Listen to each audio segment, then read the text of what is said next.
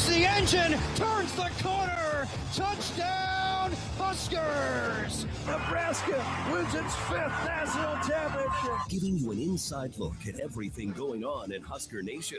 This is the KLIN Husker Hour. Kicks and deals the 2-2 pitch. Swing and a miss. Strike 3. Jackson Brockett has the first 9-inning no-hitter for the Nebraska Cornhuskers since 1954, and he did it on his 12th strikeout. Dodson got it!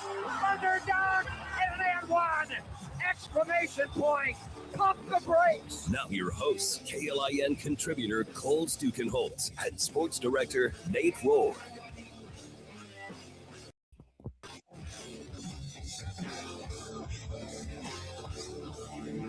Good Saturday morning. Welcome to another edition of the KLIN Husker Hour. We are live.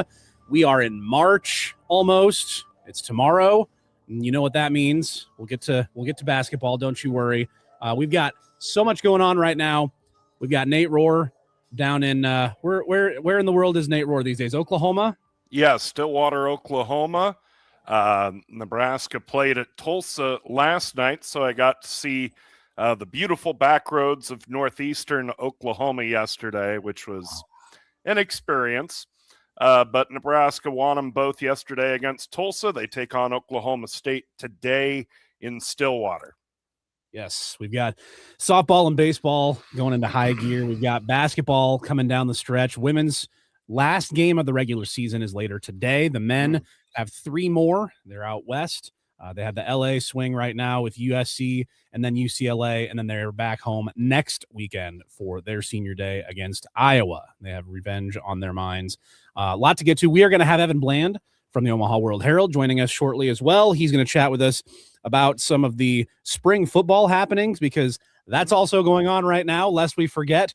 And then maybe we'll get a few of his thoughts on basketball too, but baseball especially, as he is the guy for Husker baseball coverage here in this state. And Nate, today is a very special day in the Stukenholtz household. It is the first dance competition of the season, and I am rocking the button. All right, yep. Shout out to Greater Impact. We've got the button ready. We're gonna be heading up to Omaha after this with the boys. We're gonna support their sisters as they have their first competition. But it's funny because you have all the, the practices, you have all that leading up. They did their showcase a couple weekends ago, which is where they did all the competition dances, but in Lincoln, just for the parents, so you can kind of see them if you can't get to all the competitions. So you're kind of ramping up, right?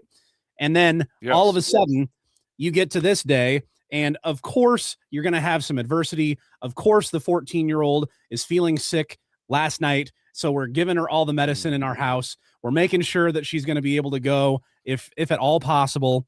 She is okay. She's going to be on the road here, probably on the road right now. I don't think they listen to this in the car, but hello. And so you have to deal with the adversity. You have to charge ahead, and hopefully in the end you get the job done. And I'm going to tell you, down in Auburn, Alabama, Nebraska baseball dealt with some adversity, down 4-0 in an Friday night, and they still come back. They force extras. They get the lead in the 10th, and then they just hold on for dear life.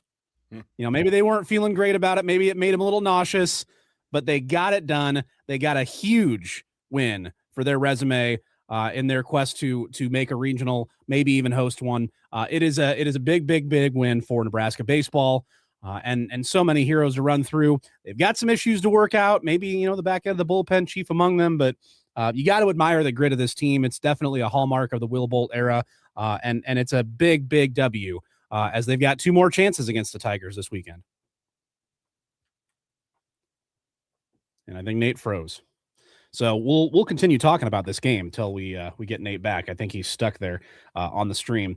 The way Nebraska came back, it is pretty impressive. They were down 4-0, together a big 3rd inning, and then Nebraska got 2 right back. Right, they got 2 in the 4th. They got a couple of doubles and made it a game again right away. Ty Horn, to his credit, pitched as far as he could go. They did get him out in the 4th inning where Auburn tacked on one more.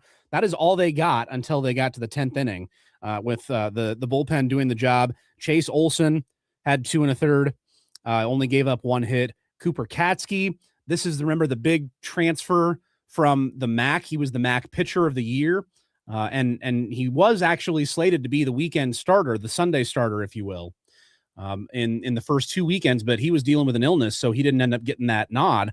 But he was clutch yesterday against Auburn, only gave up 1 hit over 2 2/3 innings, faced 9 batters, and struck out 2. And then Jayshon Unger was also clutch, 2 1/3. He pitched into the 10th and got the first out of the 10th, but got Nebraska out of the 8th and the 9th, and Nebraska was able to get the 3 runs they needed to tie it up in the 8th inning. And then Caleb Clark and Jace Ziola, Huskers tried them as well. Clark only faced 1 batter, gave up a bases loaded walk, and they got him out of there. And then Jace Ziola faced 2 batters, also could not record an out. Price Bender, though, something about those prices. The price was right, and for basketball this season, the Price Bender gets the last 2 outs of the game and gets the save, and Nebraska escapes with a 9-8 victory over Auburn. And this is the type of performance that you look at late in the season that say, okay, well, how did Nebraska do? And okay, the Big Ten. The Big Ten's not a very good baseball conference. What was their non-conference like? You know, Nebraska basketball right now, looking at their resume, Nebraska basketball is leaning heavily on the Big Ten schedule aspect. You know, they have Creighton. Creighton's down this year. You played Oklahoma. Oklahoma's down. You played K-State. Well, K-State's already fired their head coach. New Mexico is maybe the best non-conference win of the season for Nebraska, but the Big Ten as a conference is incredible. So that resume builder is basically built in for Husker hoops. Husker baseball, obviously we know that's not the case. So when you're looking at what they can do, it all comes down to this non-conference schedule. You schedule tough in March and February, and you hope you can get enough of those wins to make it matter. And this is one of them. And it made me think back to, I had to look it up. It was the 2019 season. Nebraska doesn't usually go play like true road series, but they did. In 2019, they played Baylor, and they went down there and they won the first 2 games, lost on Sunday. And those wins were big resume builders for that team's resume. And of course, the 2019 team, the last team for Darren Erstad, they did make the postseason and lost in crushing fashion to UConn. So anyway, I say all that to say this type of performance is one that will carry you further through the season. And offensively, the heroes of the day, I mean, Dylan Carey got the go-ahead hit in the 10th. And then Will Jeske. I mean, you want to talk about a guy who is really showing incredible power. He did not have that many bombs last year, and he has, I think it's 3 now. Yeah, he's got 3 now. Honestly, he might have more if they were playing in different ballparks. He's hit a couple of doubles to the deepest parts of the ballparks in these first 3 weekends. But he gets a 3-run bomb right after the Dylan Carey go-ahead hit, and Nebraska wins. They go up 4 in the 10th, and then hold on with the bullpen. He also had one of the runs driven in the 8th inning, and then Dylan Carey had 3 total RBIs in the game. Carey had a big 2-run double in the 8th for that other one to get Nebraska close enough. Case Sanderson got things started in the 10th. He had 3 hits to lead Nebraska. Mac Moyer was in the leadoff spot, had 2 hits. So did Carey, Kitchens, and Jeske. So the other concerning part about this, Nebraska playing against a really good team. I mean, Auburn they're ranked 7th in the country, right? So they're very good. But Nebraska strikes out 18 times in this game, and they did not walk once. And they won the game. Like, it's hard to it's hard to bash them too hard about it, because ultimately this is a results-based business, right? But that is not a sustainable winning strategy. If I ever saw it. 18 strikeouts and 4 walks. That's not going to get it done most times. Credit to Nebraska. They were able to make it happen. And just as a comparison, Auburn struck out 8 times and walked 7 times. So that was a lot more of an even performance. And frankly, Nebraska might have escaped, if you think about it in that sense. Auburn actually only left 9 guys on base, Nebraska 8, so they're pretty even from that standpoint. But the bottom line here is it does set Nebraska up very well for the rest of this weekend. You get that first win. I'm not going to say you have 2 free hits here, but you feel really good about yourself if you can get just one of these next 2. If you can get out of Auburn with a series win, you go into the top 10 team in the SEC. You go to their house in the non-conference, and you can get that series win. That will carry you pretty far. You know the SEC is a baseball powerhouse conference, so Auburn is going to rack up all of these other high RPI wins and losses too. But their schedule is going to reflect that they played a really difficult schedule, and Nebraska having a win like that, maybe 2. I mean, let yourself dream a little, maybe even 3. Then you're really talking about getting things done from a resume standpoint. So the way that they got it done today is the way that they can get it done today is starts at the mound. Your next day's starting pitcher that's only as good as your team is, and Carson Yasa is going to need to be effective today, and maybe he can go further into the game than Ty Horn. Ty Horn only made it 3 2/3. We'll see how that goes, but Yasa is the projected starter for today, and then tomorrow it'll be Gavin Blackowitz again on the Sunday. So that's what you're looking at for Husker baseball. We will get reconnected with Nate Rohr hopefully here in just a bit as he is down in Oklahoma. Not sure about that hotel Wi-Fi. You always are playing a little bit of roulette. If not, we can get him hooked up on the phone. But we're also going to be joined in just a moment by Evan Bland, who covers Husker baseball and football, a little bit of everything there for the World-Herald.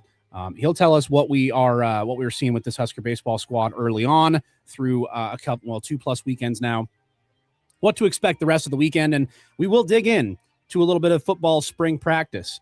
A lot of new faces, coaching staff, players, transfers, guys who were in the background last year on the roster and looking to take a step forward. A lot of storylines to look at. And of course, lots of basketball to get to.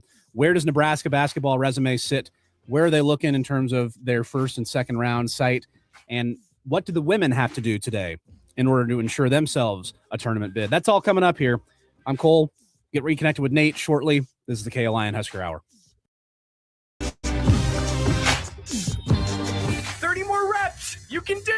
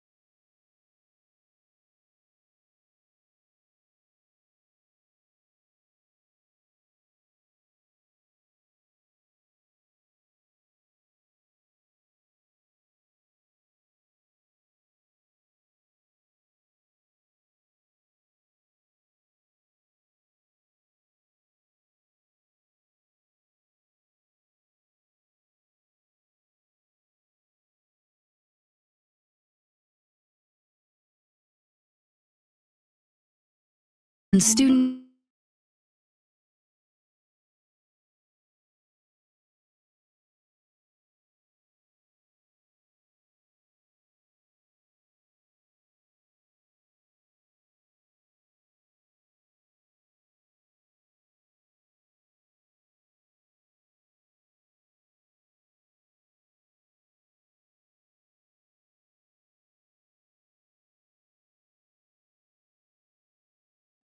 Your Saturday morning source for everything Huskers is right here. You're listening to the KLIN Husker Hour on Lincoln's Husker Radio, 1499.3 KLIN.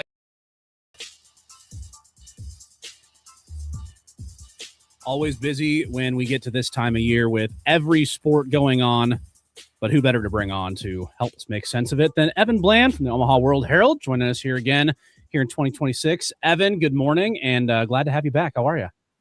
Morning, Cole. Doing great. Yeah. Nice weekend in Lincoln. Tons going on. This is the good stuff. Yeah. And we got home baseball coming up here this weekend. You'll be able to just roll out and, drive 10 minutes over to the ballpark and catch some ball. Right. So that's always good. As you're looking at this baseball team, obviously a huge win last night in extras, down 4-0, but they come back and they get it done. What has been,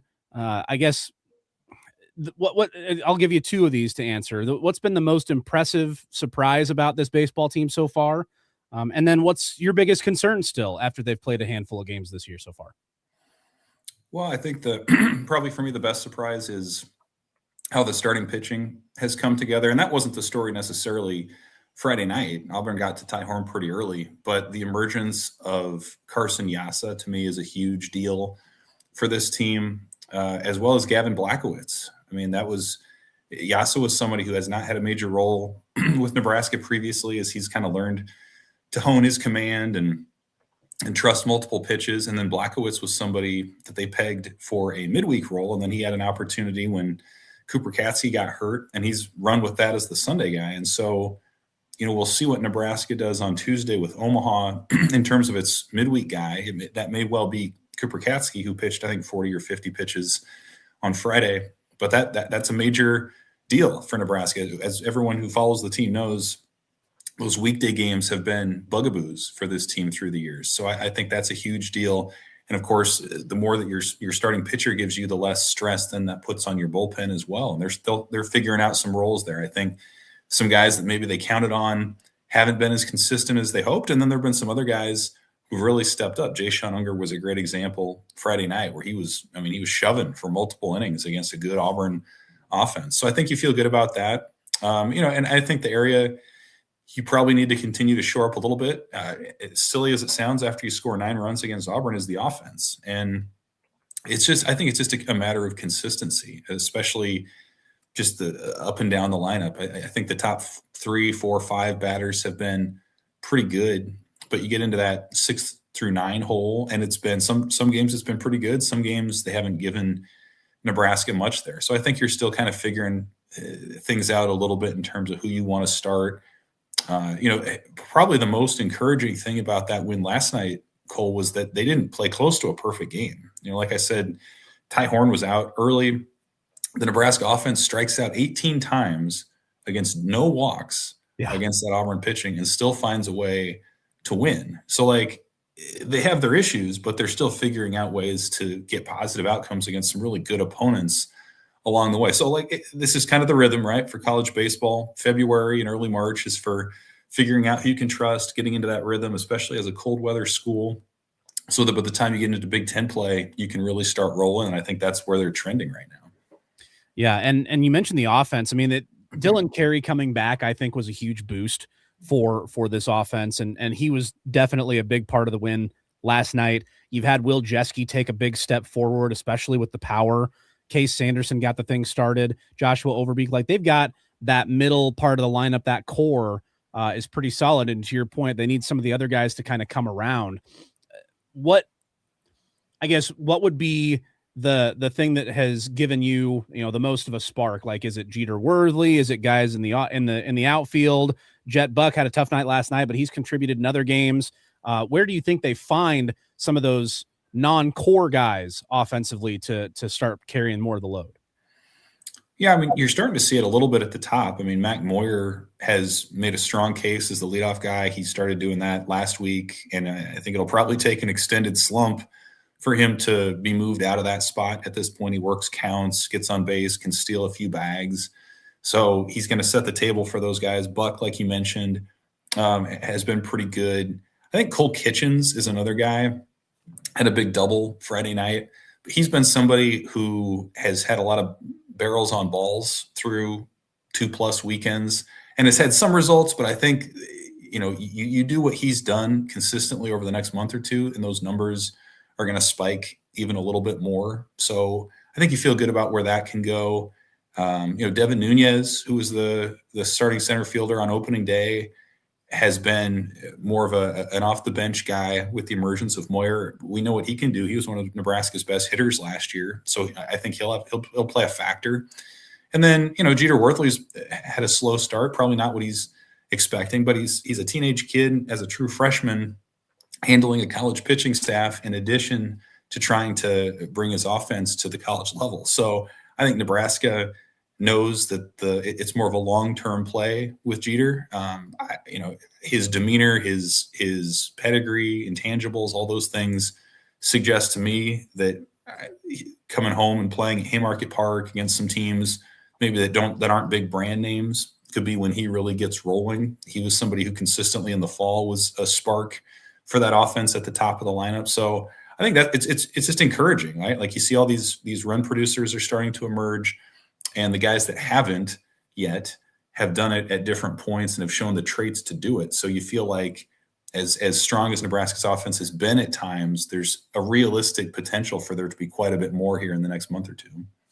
Yeah, no doubt about it. The fact that Jeter Worthley started as the leadoff guy in opening day as a true freshman at catcher, like all of those things, any one of them would be impressive enough, but all of them is really impressive. And Cole Kitchens, where can you go wrong with a name like that? Evan Bland, Omaha World-Herald, joining us here talking baseball, but I want to flip it over to football now too, as you have spring practice already underway, still in February, but they're able to get things going. And look, ton of new faces on this roster, ton of new faces on this coaching staff. What has stood out to you early, just from the things that we've been able to glean talking to the folks we've been able to talk to so far? Yeah, I think it's been interesting to hear some of the names that come up that maybe Nebraska hasn't considered as much or that are new. And you hear that every spring, but I think even more so right now because of the coaching turnover that's going on. So like when you hear Rob Orich say, Jameer Khan could be a pretty good nickel for Nebraska, like that I think is especially interesting. We saw him in flashes last year on special teams. He had a nice blocked punt there. But for him to potentially take that next step, or what they're doing with Vince Genatone, who's still working some at running back, but could be a bigger package nickel type option for them, is interesting to me. I mean, you hear some of the younger or some of the newer coaches that are in here talking in detail about the players that they have. I thought hearing from Roy Manning and Corey Brown along that defensive front was pretty fascinating last week, just obviously because that's a position where Nebraska is going to need to show a lot of improvement and a lot of development. And I was impressed hearing from just how they talk about those guys. You hear their own backgrounds. They know what they want. And so I think that's something, especially on the defensive side of the ball, that's important in the spring is Rob Orich and these coaches that they have brought in do have a vision. And I don't know that that's something you could always say for the offensive side, but it does seem like with Orich and these assistants who have worked for him, they know what works, they know what the scheme is supposed to do, and they know how their position group fits into that. So I think that's just what you want to hear from some of these new coaches that are coming in, and it's going to be fascinating to see how they develop this spring and how that translates into the fall.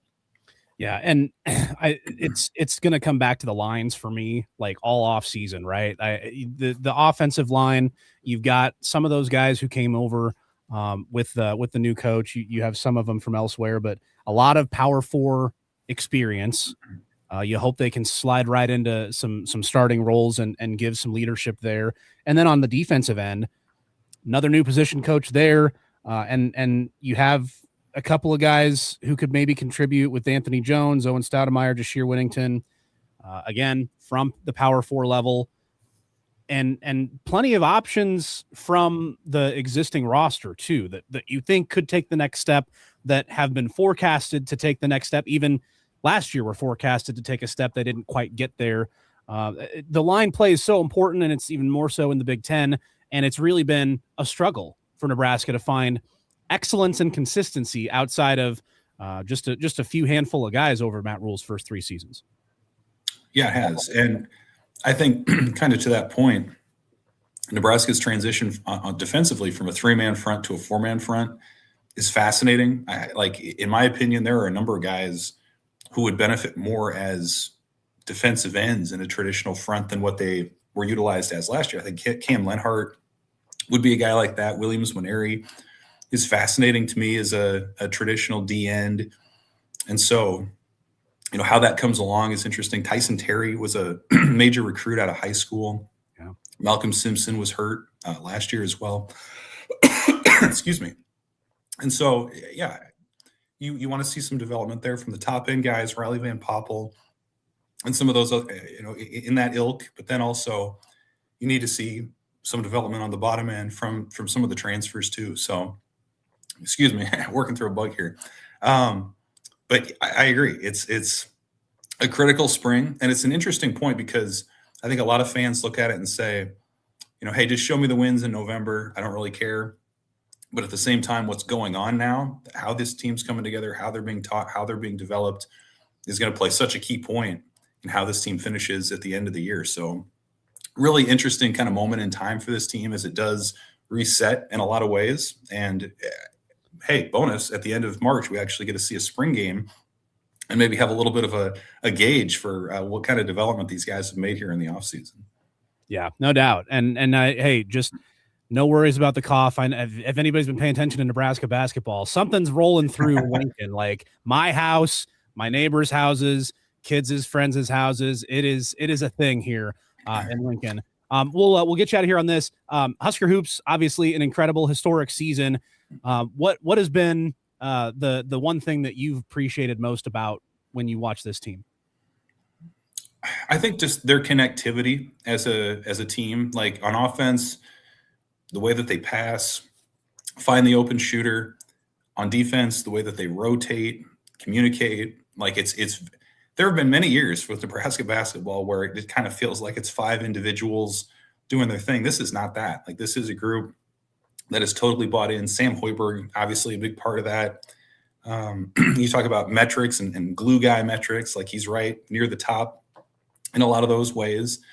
And I think with the win against Maryland, where you avoid that upset, I mean, really at this point, I think you can safely say, like, Nebraska basketball, they didn't have a bad loss in the regular season. Yeah. Like, that's just, if they lose in LA in the next few days or in the Big Ten tournament, like, that's none of those losses are going to be those things that kind of hold down your resume or can be used as reasons against why they should have a high seed in the NCAA tournament. So just the remarkable consistency. I mean, yeah, they probably feel upset about the way they lost the Iowa game. The Illinois game at home got away from them, but this is a team that's been incredibly consistent.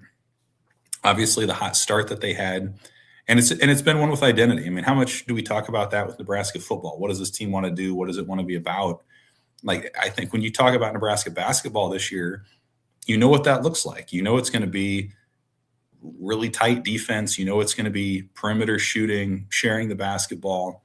And it's just going to be a lot of fun to see where it goes. It's been such a memorable season. I know cathartic for so many fans who've been waiting for that big win and the big dance.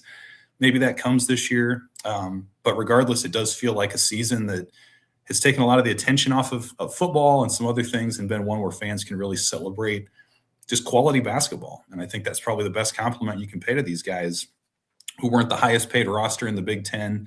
They weren't major stars, but together they're coming together for something special and bigger than themselves. Yeah, well said. I think it's coming. We're only 9 days away from selection, or no, 16 days away from Selection Sunday. And yeah, there's just 3 games in the regular season and then the Big Ten tournament. And then, yeah, we'll see if they can do the thing.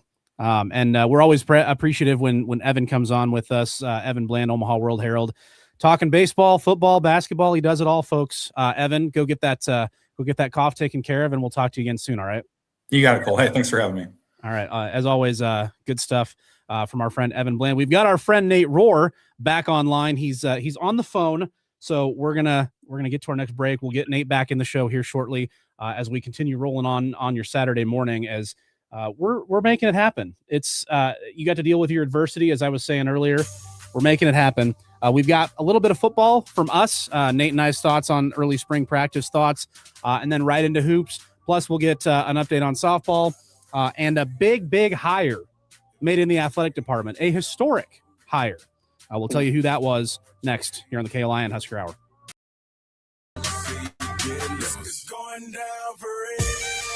Big news.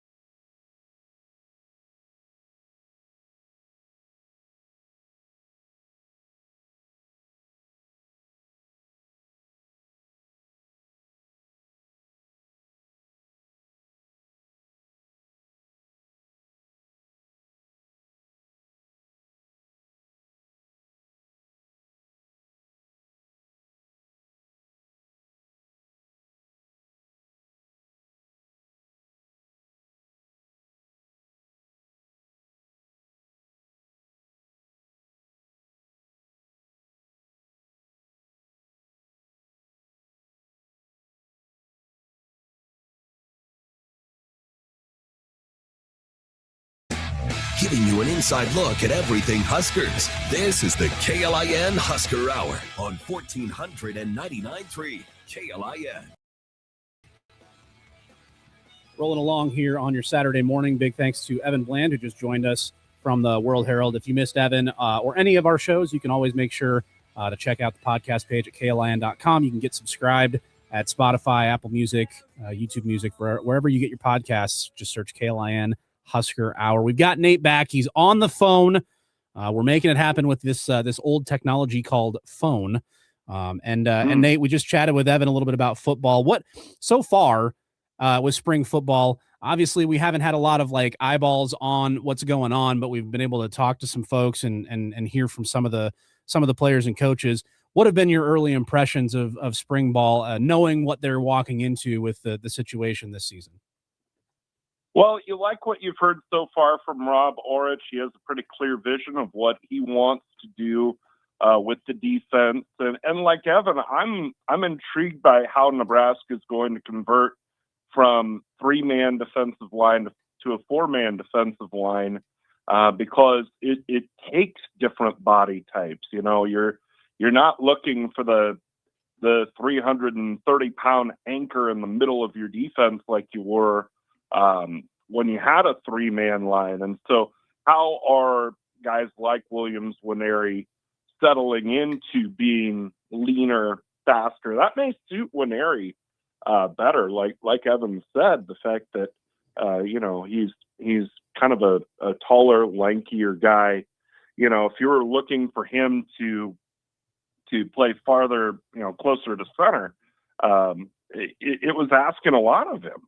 And so now he can be out on the edge. He's usually dealing with smaller blockers, and he can use his athleticism and speed and go after the quarterback. And, I think moving to that 4-man line, it's easier to find the pieces that you need. I think schematically, just, on a chalkboard or a whiteboard these days, a 3-man defensive line gives you so many more options and creates so many more interesting issues for the quarterback. But finding those guys that can do those jobs is really, really tough.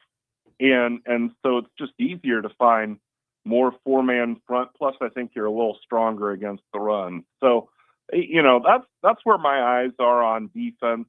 And then on offense, I'm there was almost a defiance from Dana Holgorsen when he was talking about the running back situation and the fact that Mekhi Nelson, he believes in Mekhi Nelson, he believes in Mosey, he believes in Quentin Ives.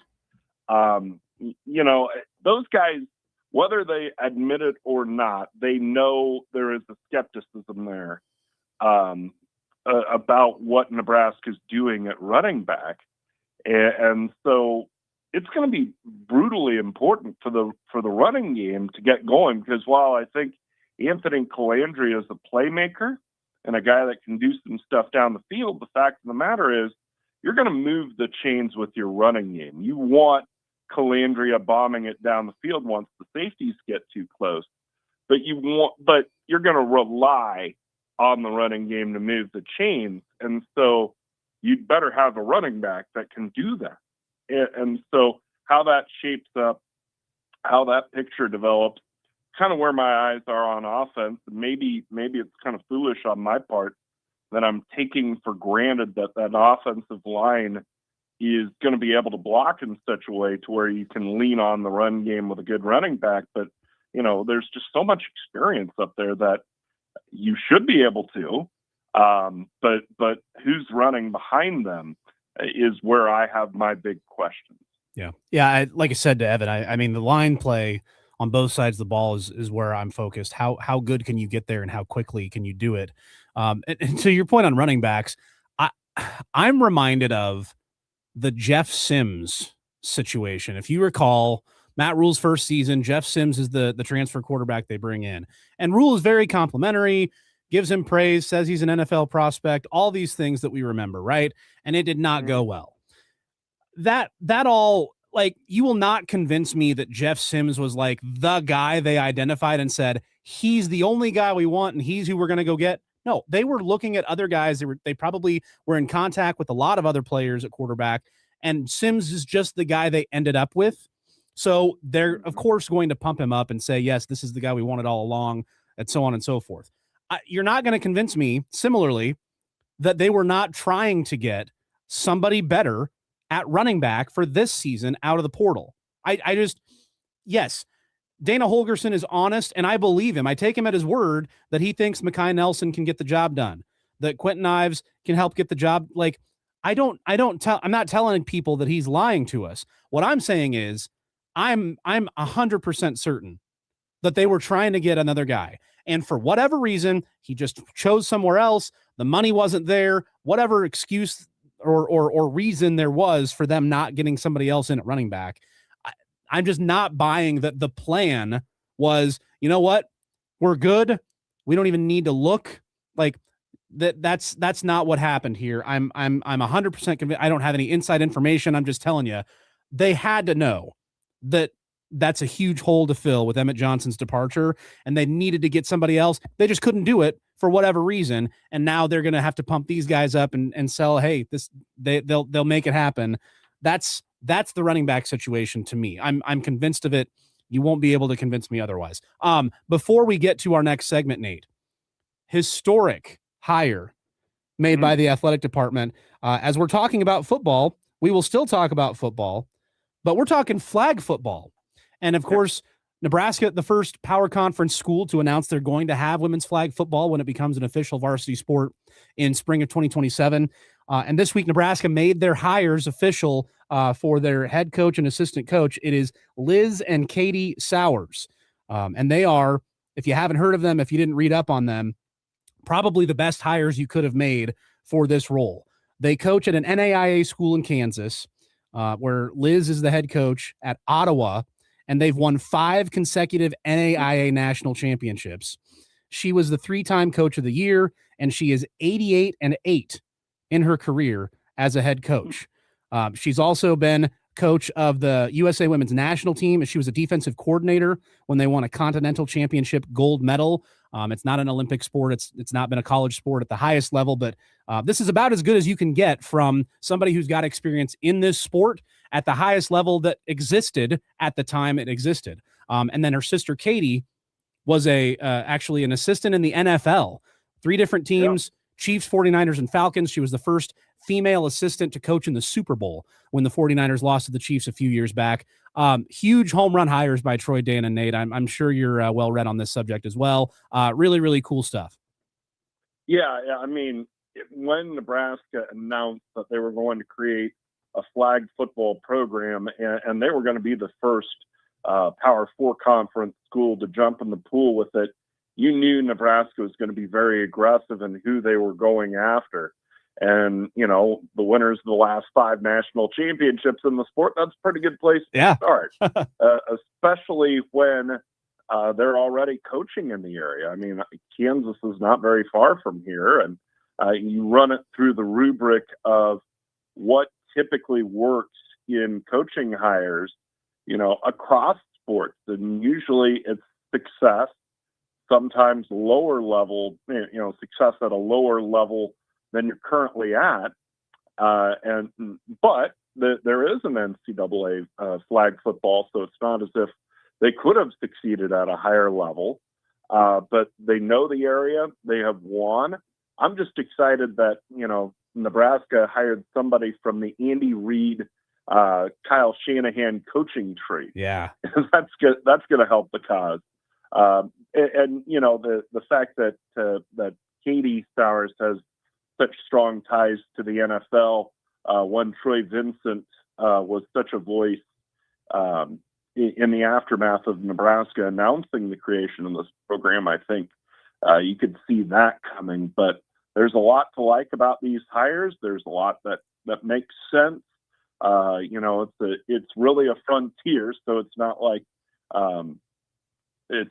fans or even a lot of people in the athletic department had a desk drawer list for this position like they might for, you know, head coaching jobs or associate AD jobs or anything like that. But just from the surface, this looks like the right hire and the right people to start this program.